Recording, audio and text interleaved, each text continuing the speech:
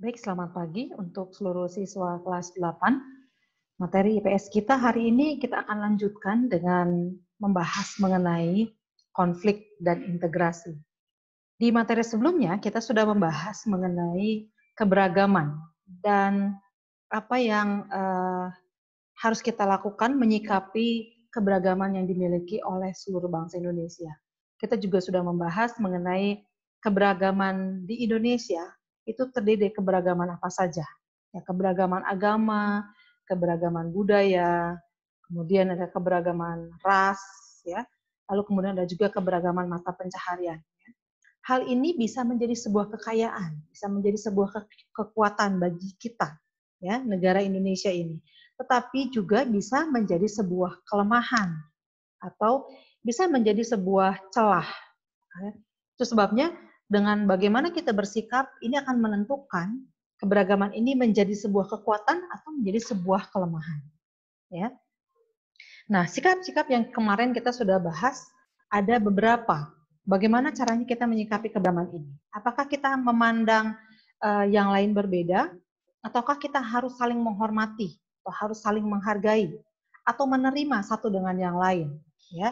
Nah, tentu saja yang baik yang harus kita lakukan adalah kita menyikapinya dengan cara menerima perbedaan tersebut, menghargai satu dengan yang lain. Ya.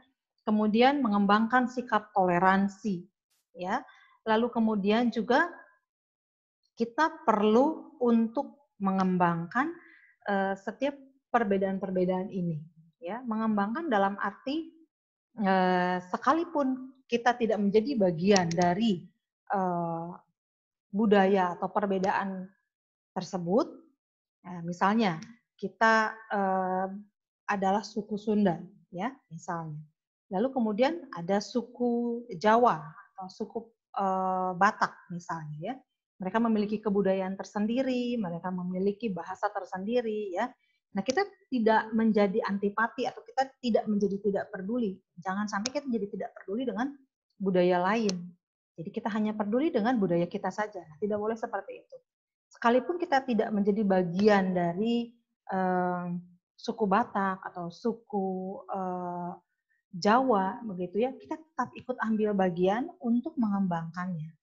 Karena kita adalah bagian dari Indonesia ini sendiri. Ya. Nah, kalau kita bisa saling mengembangkan satu dengan yang lain, maka akan terciptalah yang disebut dengan integrasi. Apa itu integrasi? Integrasi itu adalah penyatuan. Ya. Jadi kita menjadi lebih bersatu. Sekalipun kita berbeda-beda dari suku bangsa, berbeda-beda bahasa, berbeda-beda budaya, tetapi kita tetap bersatu ada dalam satu wadah, yaitu negara Indonesia. Ya. Nah, kalau ini kita kembangkan, maka kita akan menjadi kuat. Ya, bahkan negara Indonesia ini menjadi negara yang memiliki kekuatan hebat, ya, karena orang-orangnya, manusia-manusianya bersatu tanpa melihat perbedaan-perbedaan yang dimiliki. Ya, sekalipun warna kulit kita berbeda, sukunya berbeda, bahasa berbeda, maka kita tetap bersatu. Nah, ini justru yang menjadi kekuatan bagi bangsa Indonesia.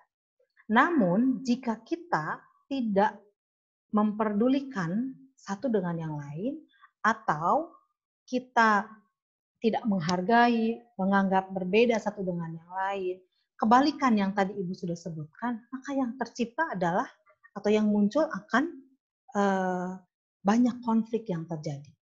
Ya. Nah, bahasan kita hari ini mengenai konflik dan integrasi.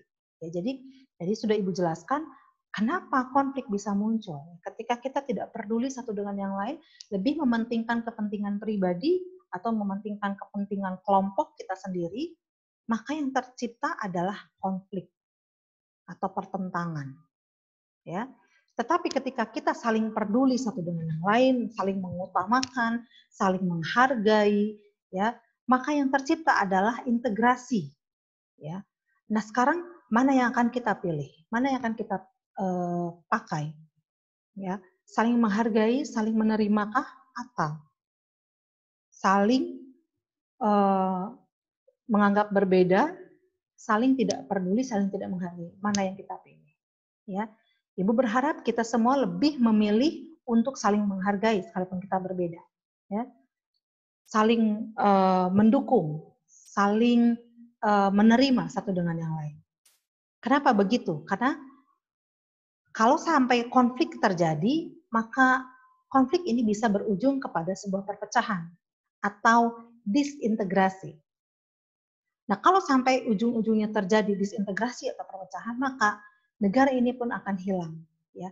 Nah, kita sama-sama tidak mau ya negara kita hilang atau menjadi pecah. Ya, karena apa? Hanya karena saling mementingkan kepentingan masing-masing, saling egois, saling tidak peduli, saling menganggap berbeda. Ya. Dan jika ini terus dipertahankan, maka kita akan kehilangan identitas sebagai bangsa Indonesia, bangsa yang besar. Ya.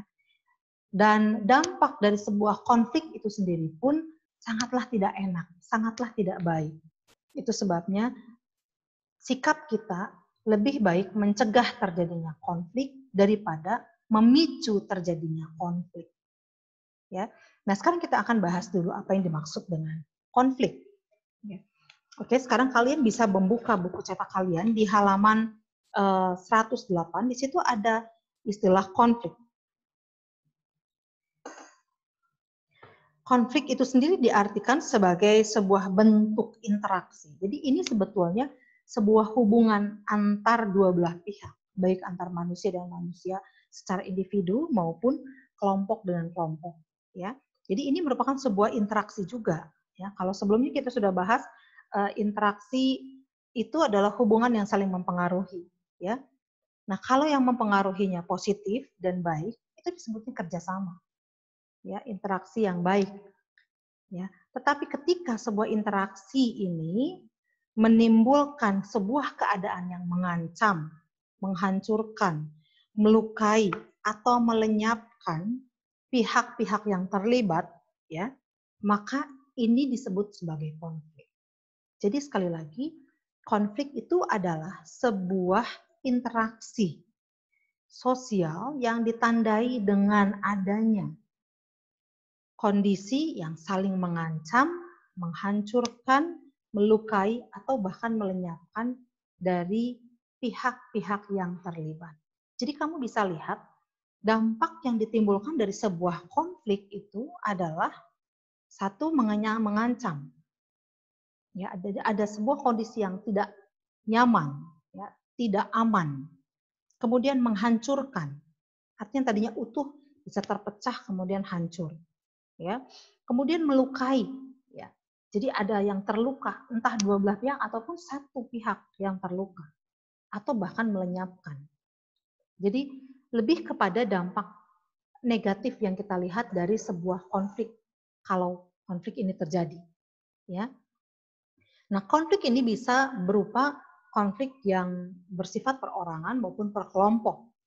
Jadi konflik ini tidak hanya berupa hubungan yang saling mengancam antar dua individu saja, tapi antar kelompok pun bisa.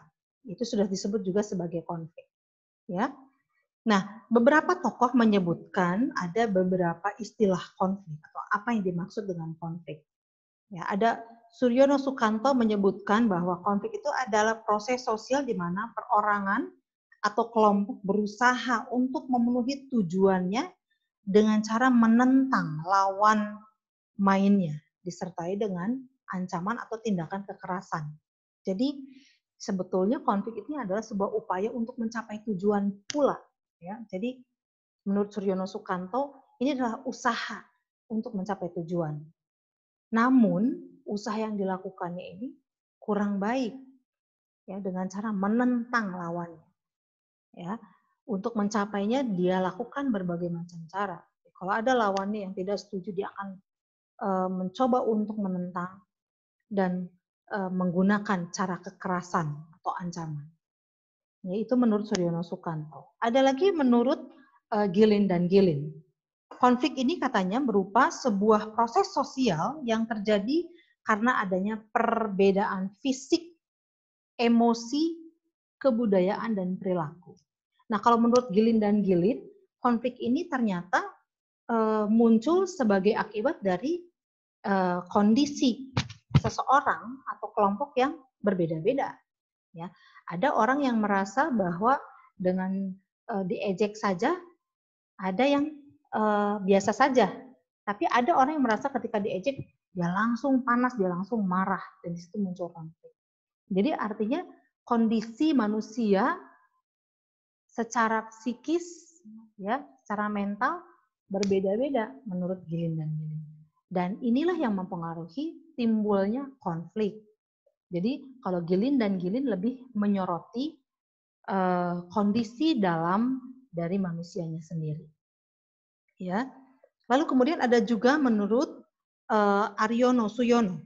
Aryono Suyono berpendapat bahwa konflik ini adalah sebuah proses atau keadaan di mana dua pihak berusaha menggagalkan tercapainya tujuan masing-masing. Karena atau disebabkan adanya perbedaan pendapat, nilai, ataupun tuntutan dari masing-masing pihak.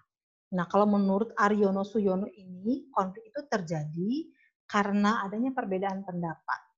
Ya, ada perbedaan nilai. Jadi menurut Aryono Suyono ini, mungkin ada orang yang menganggap kalau uang itu tidak terlalu penting. Tapi ada juga mungkin orang yang menganggap uang itu penting sekali. Ya.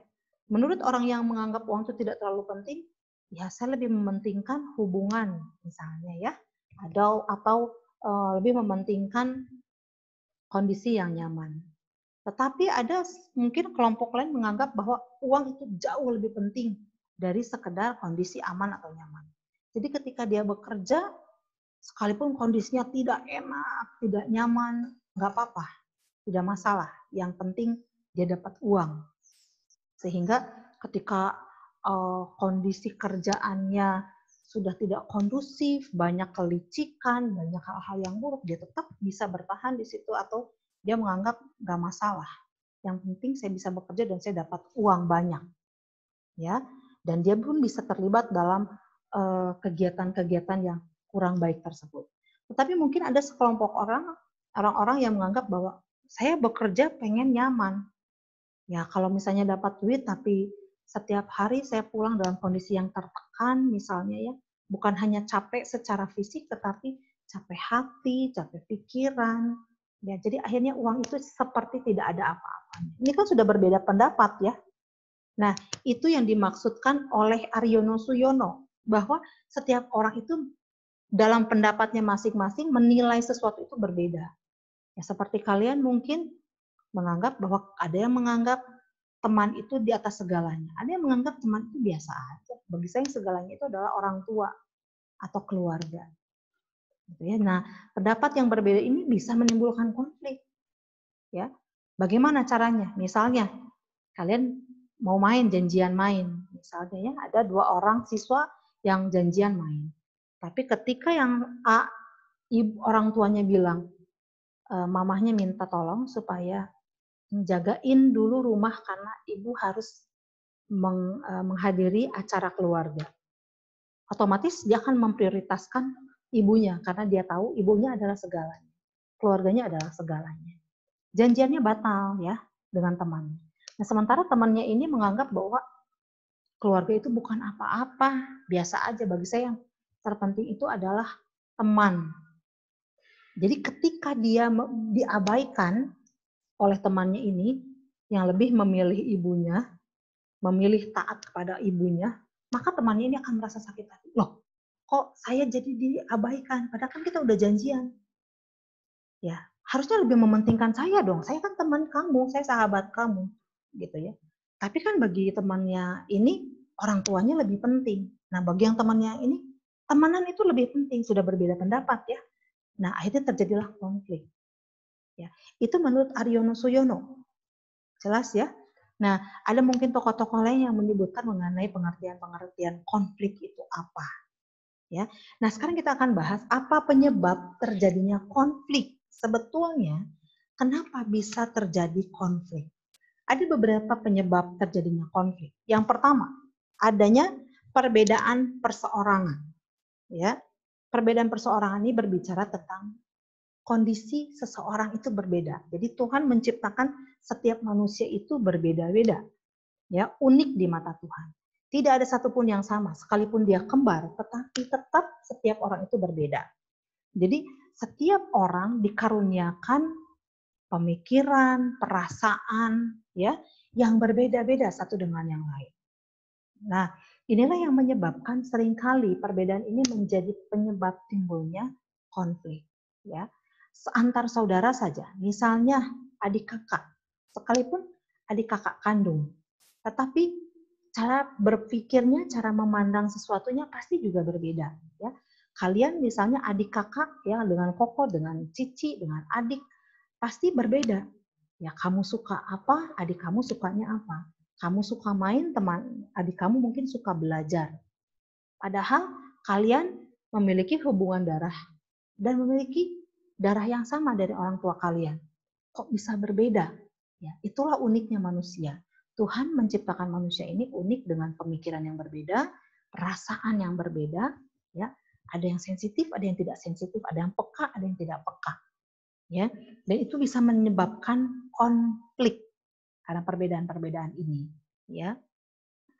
Nah, kemudian bagaimana dengan perbedaan keyakinan?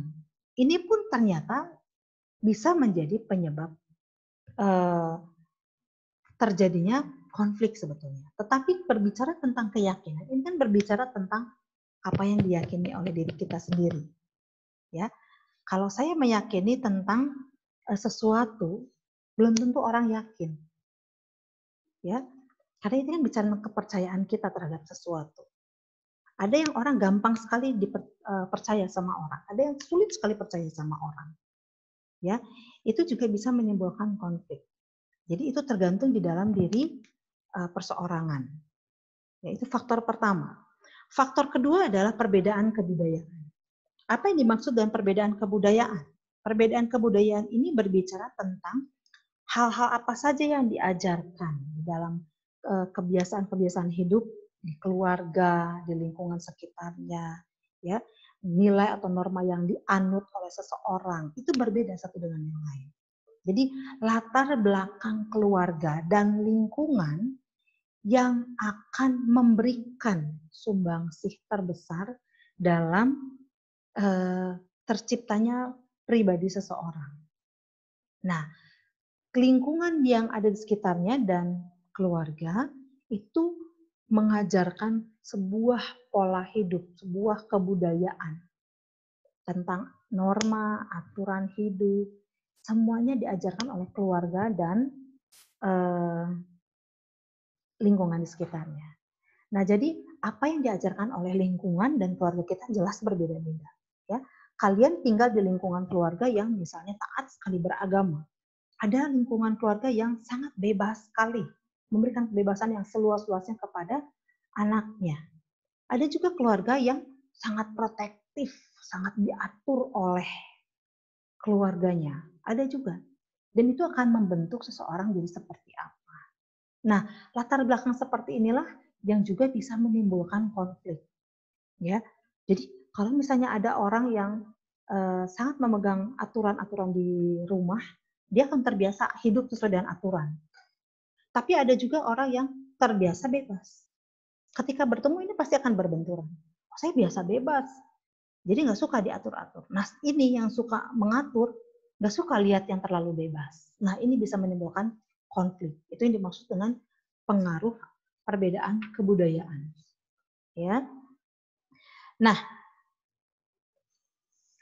biasanya mereka-mereka yang memiliki kebudayaan-kebudayaan tertentu pada saat akan masuk ke lingkungan masyarakat, ya seharusnya sudah dipersiapkan oleh keluarga untuk memiliki fleksibilitas atau fleksibel. Ya, jadi dia harus bisa menyesuaikan atau bisa beradaptasi dengan lingkungan di sekitarnya. Kenapa?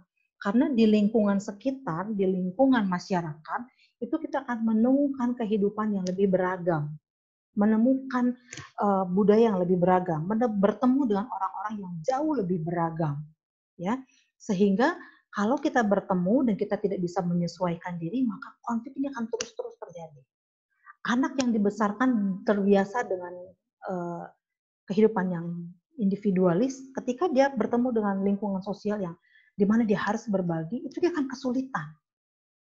Ya, itu akan muncul konflik nantinya dengan teman sekitarnya, dengan tempat dia berada, ya, atau bahkan konflik di dalam dirinya. Aduh, kok saya dipaksa harus melakukan ini sementara saya tidak suka.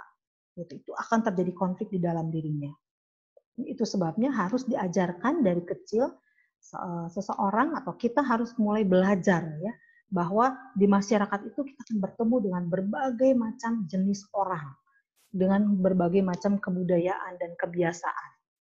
Ya, dan kita harus bisa menyesuaikan diri dengan yang seperti ini supaya kita tidak terbentur dengan perbedaan-perbedaan ini. Karena kalau ini terbentur maka akan muncullah yang namanya konflik dan kita akan terlibat di dalam konflik tersebut. Ya. Kemudian kita lihat yang ketiga, faktor ketiga yang menyebabkan terjadinya konflik itu adalah perbedaan kepentingan. Jelas sekali semua orang memiliki tujuan dan kepentingan masing-masing. Ya. Nah, perbedaan kepentingan ini mendorong seseorang ingin mewujudkan kepentingannya. Ya, baik itu kepentingan yang bersifat positif maupun yang negatif. Ya, bagi sebagian orang mungkin hal ini penting, padahal itu adalah hal yang negatif. Tetapi bagi sebagian orang menganggap bahwa itu nggak masalah, gitu ya. Dan itu sah-sah saja dilakukan. Ada juga yang menganggap itu tidak sah dan tidak boleh dilakukan. Jadi kepentingan setiap orang itu beraneka ragam, keinginannya pun beraneka ragam, ya. Dan ketika itu bertemu maka bisa terjadi yang namanya konflik. Itu sebabnya seperti yang tadi Ibu sampaikan, perlu sekali kita mempersiapkan diri kita untuk bisa beradaptasi dengan setiap perbedaan-perbedaan di lingkungan masyarakat. Perbedaan tujuan, perbedaan kepentingan, perbedaan kepribadian, ya, yang bisa menyebabkan terjadinya konflik. Kalau kita mengalami atau memiliki kemampuan untuk beradaptasi terhadap perubahan-perubahan atau terhadap perbedaan-perbedaan ini, maka kita akan mudah sekali mengatasi konflik yang terjadi. Mungkin konflik akan muncul, mungkin juga konflik akan kita alami, tetapi kita akan jauh lebih mudah untuk menghadapi konflik tersebut. Ya, jadi jangan lupa konflik itu tidak mungkin bisa dihindari. Kita pasti akan terkena konflik. Tetapi bagaimana cara kita bisa menyikapi atau menghadapi konflik tersebut itu juga penting. Supaya ketika konflik itu terjadi di dalam diri kita bisa mampu untuk mengatasi atau keluar dari konflik tersebut. Ya, itu faktor ketiga. Kemudian faktor selanjutnya adalah faktor perubahan sosial. Kita sudah bahas perubahan sosial itu adalah perubahan yang terjadi dalam masyarakat. Ya, perubahan-perubahan ini banyak. Ada perubahan yang mengarah pada hal yang positif dan ada juga yang negatif. Kadang-kadang perubahan yang terjadi di sekeliling kita atau di masyarakat juga terkadang itu tidak sesuai dengan keinginan kita. Tetapi ketika kita ada di dalamnya, maka kita akan berbenturan dan terjadilah konflik. Sekali lagi, ketika kita mampu mengatasi atau kita bisa beradaptasi, maka konflik-konflik tersebut bisa diatasi dengan cepat. Ya, sekalipun itu sempat terjadi. Ya. Nah, sekarang kita akan bahas apa saja bentuk-bentuk konflik. Oke, sekarang kita lihat dulu jenis-jenis konflik atau bentuk-bentuk konflik itu seperti apa. Oke, sekarang kita lihat bentuk konflik berdasarkan sifatnya. Bentuk konflik berdasarkan sifatnya terbagi menjadi dua. Ya. Ada yang konflik destruktif dan ada konflik konstruktif. Konflik destruktif ini adalah konflik yang muncul karena adanya perasaan tidak senang, benci, dendam terhadap seseorang maupun kelompok, ya, sebagai pihak lain. Nah, biasanya namanya saja sudah destruktif. Destruktif itu diambil dari kata destroy, artinya menghancurkan. Jadi konflik ini bersifat atau didasari kepada hal negatif, didasarkan atas rasa benci, ketidakenakan maupun dendam. Ya, ini adalah konflik yang bisa dilakukan oleh kelompok maupun perorangan. Seseorang yang sakit hati misalnya atau tidak puas, maka ada unsur ingin menghancurkan pihak lawan atau ingin membalas pihak lawan. Ya, lalu kemudian ada lagi yang disebut dengan konflik konstruktif. Konflik konstruktif ini bersifat fungsional yang muncul karena adanya perbedaan kelompok dalam menghadapi suatu permasalahan. Jadi artinya cara pandang satu kelompok, misalnya kelompok A dengan kelompok B dalam mengatasi permasalahan itu berbeda-beda. Ya, tetapi pada dasarnya ingin mengatasi masalah tersebut. Nah, perbedaan inilah yang disebut dengan konflik konstruktif. Ya, atau bisa juga berupa persaingan. Ya, misalnya persaingan, tetapi jenis persaingannya yang negatif, yang positif, ya, yang membangun. Ya, karena persaingan ini misalnya seseorang jadi terpacu untuk menjadi lebih baik. Persaingan misalnya juara 1 dengan juara 2. Dan juara 2 menganggap bahwa dia seharusnya layak menjadi juara pertama. Maka dia berusaha keras ya, melakukan persaingan ini dengan cara ya belajar lebih giat ya. Jadi kan jadi lebih baik. Ya. Tetapi di situ di dalamnya terdapat persaingan. Ini itu sudah konflik sebetulnya, tetapi bersifat konstruktif atau membangun. Ya. Kemudian kita lihat lagi konflik berdasarkan posisi pelaku yang berkonflik. Yang pertama ada yang disebut dengan konflik vertikal. Ini adalah konflik antar komponen masyarakat ya di dalam struktur yang memiliki hierarki. Sesuai dengan bentuknya, wujudnya, vertikal itu seperti ini. Artinya konflik itu terjadi antara pihak di atas dan pihak yang di bawah. Ini berbicara tentang konflik antar mereka yang ada di atas sebagai penguasa, sebagai pemimpin dengan yang di bawah sebagai orang yang dipimpin ataupun bawahan. Ya, misalnya antara pemerintah dengan masyarakat, ya, seperti yang belakangan ini yang kemarin-kemarin kita dengar, mungkin kalian juga sudah mendengar mengenai adanya ketidaksetujuan kelompok buruh terhadap Undang-Undang Cipta Kerja. Ya, mereka melakukan demonstrasi besar-besaran, lalu kemudian mereka merusak beberapa sarana prasarana di beberapa daerah, termasuk di Kota Bandung, Jakarta, Makassar, ya, Surabaya. Bahkan tidak sedikit fasilitas-fasilitas umum itu juga dihancurkan. Nah, itu yang disebut dengan konflik vertikal. Ini konflik atau ketidaksetujuan dari kelompok bawah, itu kelompok buruh, terhadap pemerintah sebagai penguasa di negeri ini yang menciptakan undang-undang. Itu konflik vertikal. Kemudian kita lihat konflik horizontal. Konflik horizontal ini menurut atau sesuai dengan bentuknya ya seperti ini. Jadi ini konflik yang terjadi dalam level yang sama. Misalnya individu karyawan dengan karyawan, kalian siswa dengan siswa, ya. Atau misalnya konflik antara kelompok misalnya kelompok yang sama ya. Misalnya tawuran antar pelajar. Ya, itu kan antar pelajar ya, pelajar dengan pelajar, tapi kelompok ya. Itu contoh dari konflik horizontal. Kemudian ada lagi konflik diagonal. Ini konflik ini terjadi karena adanya ketidakadilan alokasi sumber daya ke seluruh organisasi sehingga menimbulkan pertentangan yang ekstrim. Nah ya, konflik ini biasanya muncul diakibatkan karena ketidakadilan pihak pemerintah biasanya ya. Karena di sini disebutkan ketidakadilan karena ada alokasi sumber daya yang ke seluruh organisasi yang tidak adil. Jadi berat sebelah. Misalnya ada kelompok misalnya kelompok buruh, ada kelompok pendidik, ada kelompok pihak asing misalnya ya, karyawan asing. Nah, misalnya pemerintah lebih memilih untuk memberikan banyak peluang-peluang kerja dan lain sebagainya kepada pihak asing, ya, kepada pihak asing. Kan sudah tidak adil ya, seharusnya rata dibagi. Atau misalnya lebih mementingkan kepentingan rakyat setempat, ya, bukan malah pihak asing. Nah, ketika ketidakadilan ini terjadi, maka terjadilah konflik itu, yang disebut dengan konflik diagonal. Karena ada ketidakadilan. Jadi sekali lagi, diagonal itu selalu ada dasarnya. Dasarnya adalah ketidakadilan. Oke ya. Itu menurut konflik berdasarkan posisi pelaku. Ya. Sekarang kita akan lihat konflik berdasarkan sifat pelaku yang berkonflik. Yang pertama itu adalah konflik yang terbuka, yang termasuk ke dalam konflik berdasarkan sifat pelaku yang berkonflik. Ada yang disebut dengan pertama, konflik terbuka.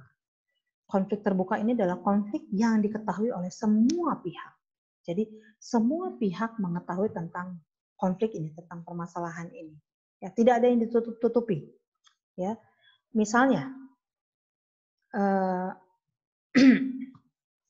misalnya permasalahan mengenai adanya kasus yang korupsi, ya, konflik terjadi pertentangan, misalnya si pelaku menganggap saya tidak pernah melakukan korupsi, ya, lalu pihak KPK menunjukkan bukti-bukti bahwa kamu melakukan korupsi, ya, dan itu terbuka, ya, di pengadilan, semua orang bisa melihat, bukti-bukti ditunjukkan, ya, jadi siapapun bisa mengetahui tentang ini, bahkan diliput oleh media, ya, sehingga siapapun bisa mengetahui ini. Soal kebenarannya, apakah betul dia melakukan korupsi atau tidak, itu pihak pengadilan nanti yang akan memutuskan. Ya. Kemudian ada lagi konflik tertutup. Konflik tertutup ini adalah konflik yang hanya diketahui oleh orang-orang yang terlibat dalam konflik saja. Misalnya di sekolah, misalnya bisa saja ada konflik yang terjadi antar siswa, ya. Nah, karena misalnya untuk menjaga nama baik masing-masing siswa karena melibatkan orang tua, misalnya ya hanya sebagian saja yang turut menyelesaikan. Misalnya pihak sekolah, orang tua, dan siswa saja yang terlibat dalam konflik ini. Yang lainnya tidak tahu, ya, dan kemudian diselesaikan. Kemudian kita lihat lagi, konflik berdasarkan konsentrasi aktivitas manusia. Ada konflik sosial, ada konflik politik, konflik ekonomi, budaya, dan ideologi. Ya.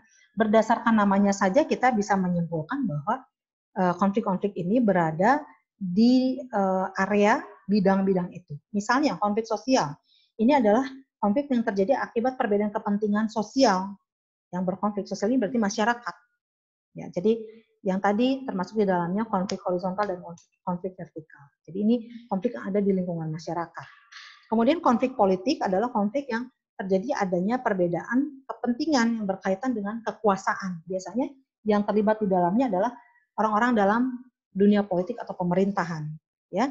Kemudian ada lagi konflik ekonomi. Biasanya konflik ini terjadi karena ada perebutan sumber daya ekonomi. Jadi ada unsur kepentingan ekonomi. Misalnya ada mereka yang sekelompok orang ingin menebang pohon di hutan di Kalimantan. Ada lagi kelompok orang juga yang ingin mengambil pohon juga di Kalimantan, membuat usaha. Jadi ini mereka berkonflik. Itu kan karena mereka ingin mengambil sumber daya alam di situ. Ya. Kemudian ada lagi konflik budaya. Ini terjadinya karena perbedaan kepentingan budaya dari pihak yang berkonflik. Misalnya, ini juga tidak boleh ya, misalnya antar suku bangsa saling menghina atau menjelekkan satu dengan yang lain. Ini tidak boleh. Karena setiap suku bangsa memiliki keunikan dan kelebihannya masing-masing. Ya, jadi tidak boleh sampai terjadi misalnya konflik budaya seperti ini. Ya, karena tidak ada satu budaya pun yang lebih tinggi, lebih baik, lebih hebat dari yang lain. Kemudian ada lagi konflik ideologi, yaitu perbedaan paham yang diakini oleh seseorang atau sekelompok orang. Ada orang, misalnya ya di negara komunis, biasanya ini terjadi konflik besar karena ada orang-orang yang menganggap komunis ini adalah yang paling tepat diterapkan di negaranya. Tetapi dampaknya misalnya komunis ini mengekang kehidupan masyarakat. Dan ada sekelompok orang yang ingin menentang supaya komunis ini jangan dipakai lagi di negaranya. Ya, mungkin setelah merasakan komunis ini diberlakukan, akhirnya tidak enak, ya, terkekang, sehingga muncullah dua kubu antara kubu komunis dan kubu yang tidak setuju dengan komunis. Misalnya ini pihak kaum Demokrat, misalnya mereka berkonflik menentang masing-masing. Ya. Kalau ini menganggap komunis yang paling hebat, ini menganggap nasionalis yang paling hebat. Jadi akhirnya terjadilah konflik seperti itu ya. Kemudian yang kelima ada konflik yang berdasarkan cara pengelolaannya. Ya, menurut cara pengelolaannya dibedakan konflik interindividu. Ya, kalau interindividu kan inter dalam, artinya ini kaitannya dengan individu yang memiliki emosi. Ya. Jadi muncul karena emosi aja. Ya, misalnya tersinggung gara-gara misalnya hal-hal sepele, ya, biasanya di kalangan masyarakat biasa, ya, atau mungkin di kalangan para pelajar, ya, yang tersinggung karena sesuatu hal yang kecil, kemudian emosinya tersulut, lalu kemudian saling beradu omongan dan terjadilah konflik. Ya. Kemudian konflik antar individu, yaitu konflik yang terjadi antar seseorang satu dan yang lainnya, ini bersifat substantif, ya, menyangkut perbedaan pendapat, emosional, ya, perasaan like dislike, ya. Ini adalah konflik umum, ya, yang terjadi antar individu yang seperti sering kali kalian temui atau mungkin kalian alami, ya. Konflik antar kelompok adalah konflik yang banyak dijumpai di masyarakat, ya, yang hidup berkelompok-kelompok seperti satu kelompok agama misalnya yang menganggap agamanya dilecehkan, lalu kemudian melakukan perlawanan, ya, menunjukkan ketidaksetujuan dan melakukan tindakan-tindakan yang bertentangan, ya, dengan kelompok yang melakukan penghinaan tersebut misalnya, sehingga terjadilah konflik hebat antar dua kelompok ini. Nah, itu yang disebut dengan konflik antar kelompok. Ya, nah itu adalah jenis-jenis atau jenis-jenis konflik. Sehingga dengan demikian jenis konflik ini banyak dan beragam sekali. Ya, nanti kalian bisa menyimpulkan ketika kalian berhadapan dalam kehidupan sehari-hari. Oh ini konflik ini, oh ini konflik ini. Ya. Tetapi yang perlu diingat adalah setiap kita perlu memiliki sikap yang tepat dalam menghadapi konflik. Sikapnya harus bagaimana? Ya, kita harus tidak mudah terpancing, ya, menghadapi konflik seperti ini, situasi yang panas, dan tidak mudah terpengaruh. Kedua, kita juga harus bisa beradaptasi terhadap setiap perubahan demi perubahan supaya kita terhindar dari konflik, atau ketika kita ada dalam konflik kita bisa mengatasinya dengan cepat. Ya. Yang ketiga, usahakan untuk menyelesaikan konflik dengan kepala dingin. Ya. Selesaikan dengan cara damai, tidak dengan kekerasan. Karena segala sesuatu bisa diselesaikan dengan cara yang baik. Ya. Gunakan mediasi jika kalau ya konflik ini tidak bisa diselesaikan. Jadi kalau misalnya bisa diselesaikan kedua belah pihak, selesaikanlah. Tetapi kalau tidak bisa diselesaikan, gunakanlah mediator. Ya, ada mediasi yang menjadi penengah sehingga semuanya bisa diselesaikan. Ya, karena terkadang apa yang kita pikirkan benar menurut orang lain juga benar. Sehingga ya satu sama lain benar, sulit sekali untuk menemukan mana yang paling benar, ya. Lebih baik kita mengalah meredam saja. Ya. Nah, dari beberapa jenis konflik, wujud konflik-konflik yang tadi kita sudah bahas, kita bisa simpulkan bahwa wujud konflik itu ada konflik individu, ya, dan juga ada konflik kelompok atau kelas. Ya, konflik individu yang tadi, ya, antar individu, baik perorangan individu seperti ini, ya, yang bersifat horizontal maupun vertikal, ya, atau konflik kelompok, jadi antar satu kelompok dan kelompok lainnya. Wujud konflik itu yang pertama tadi konflik individu, antar individu, konflik yang kedua kelompok, kemudian yang ketiga ada konflik rasial, ras, yang berbicara tentang warna kulit, fisik, ya, wujud di dalam masyarakat ini. Kita perlu menghindari konflik rasial ini karena seperti yang pernah Ibu jelaskan, ras itu hanya perbedaan fisik saja, ya. Dan ini tidak berarti bahwa yang putih atau yang coklat lebih. Ini kan hanya berbicara tentang fisik. Pada akhirnya atau pada dasarnya semua fungsinya sama, ya.